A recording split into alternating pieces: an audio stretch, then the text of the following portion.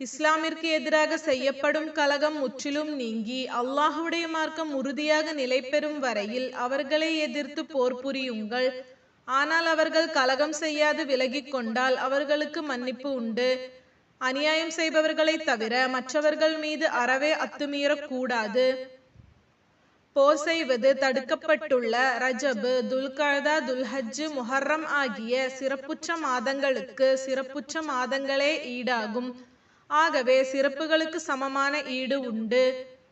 ஆதலால் எவரேனும் உங்கள் மீது வரம்பு மீறி அம்மாதங்களில் போருக்கு வந்தால் அவர் வரம்பு மீறிய விதமே நீங்களும் அவர் மீது வரம்பு மீறி போருக்கு செல்லுங்கள்.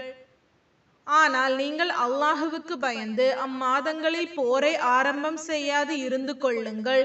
அல்லாஹ் இரையச்சமுடையவர்களுடன் இருக்கின்றான் என்பதையும் உறுதியாக அறிந்து கொள்ளுங்கள். நீங்கள் அல்லாஹுடைய பாதையில் தாராளமாக செலவு செய்யுங்கள். தவிர போர் சமயத்தில் செலவு செய்யாது உங்களை நீங்களே ஆபத்திற்குள்ளாக்கிக் கொள்ளாதீர்கள். அன்றி பிறருக்கு உதவியும் நன்மையும் செய்யுங்கள். நிச்சயமாக அல்லாஹ் பிறருக்கு நன்மை செய்பவர்களை நேசிக்கின்றான்.